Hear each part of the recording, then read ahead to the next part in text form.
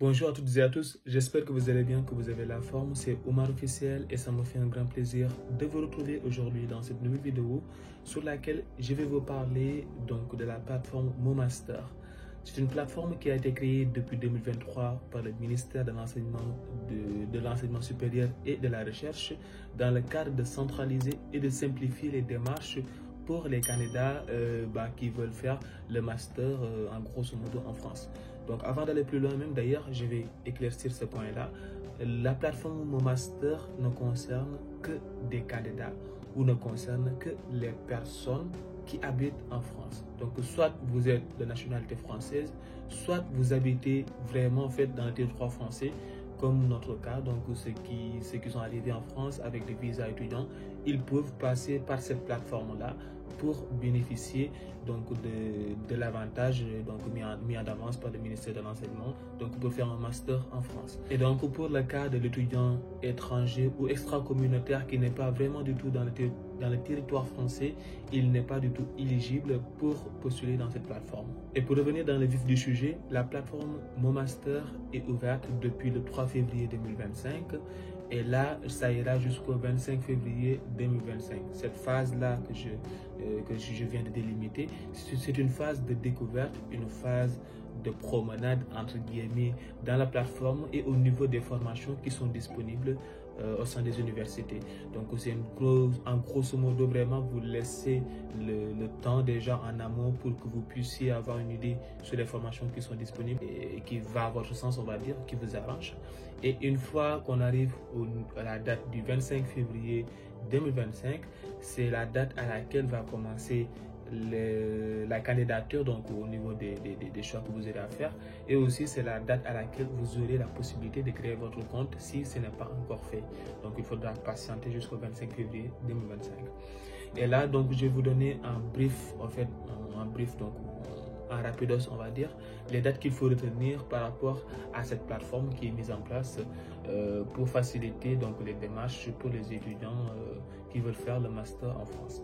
Donc du 3 février au 25, je l'ai dit, donc c'est une phase de découverte des formations ouvrant en septembre 2025.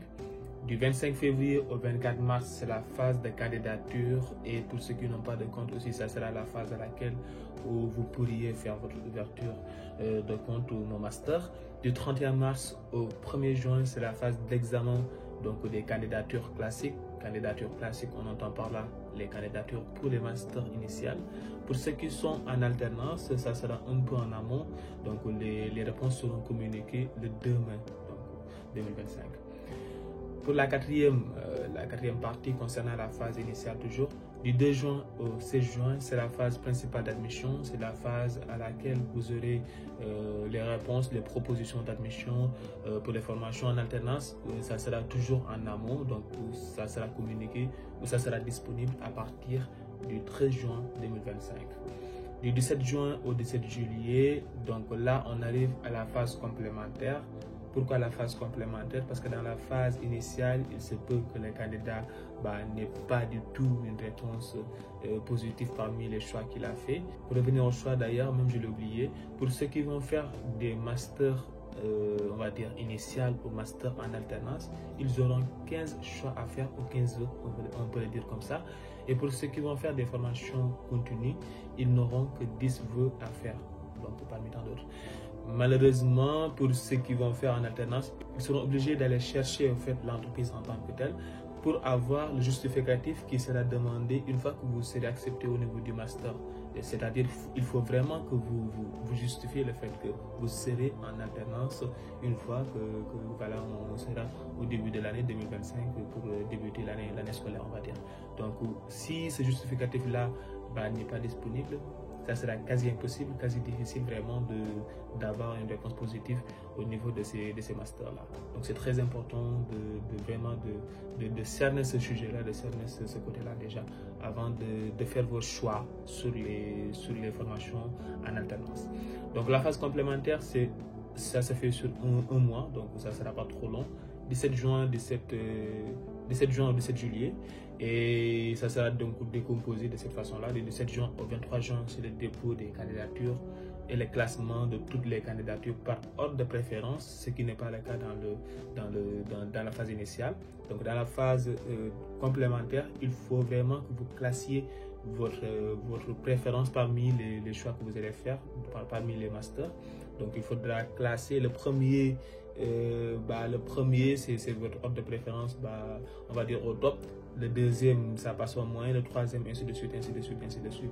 Parce que sans ce classement-là, si vous faites du n'importe quoi, par exemple, si vous prenez, si vous faites 10 choix ou 10 voix, on va dire, et qu'il y a le moins intéressant que vous allez mettre en haut, si le moins intéressant vous accepte, ça sera automatiquement dans cette formation, dans cette université où vous serez orienté. C'est comme ça que ça se passe. Donc il faut que vous classiez en fait les universités selon l'ordre de préférence. C'est très important dans la phase complémentaire.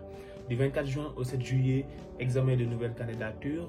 Du 8 juillet au 17 juillet, c'est l'admission, donc la phase où vous allez recevoir les réponses. Du 18 juillet au 31 août, c'est la dernière phase, c'est la gestion du désistement pour ceux qui ont plusieurs acceptations, on va dire. Donc, ils ont un choix à faire, donc ils vont laisser la place pour ceux qui étaient dans les listes d'attente, ainsi de suite, ainsi de suite. Voilà, donc c'est ce que je voulais vous partager dans cette vidéo. C'était pas prévu que ça soit long, mais voilà, donc je pense que vous avez le maximum de réponses dans cette vidéo. Sinon, n'hésitez pas à me laisser un commentaire, poser vos questions, mettez vos suggestions si vous voulez. Et si vous avez besoin d'avoir plus d'éclaircissement sur un point, n'hésitez pas à me le faire savoir sur le commentaire. Comme ça, je ferai une vidéo ou bien une petite réponse en commentaire pour vous partager la petite expérience que j'ai à faire. Donc sinon, on se dit à très bientôt pour de nouvelles vidéos. D'ici là, prenez soin de vous, prenez soin de vos proches.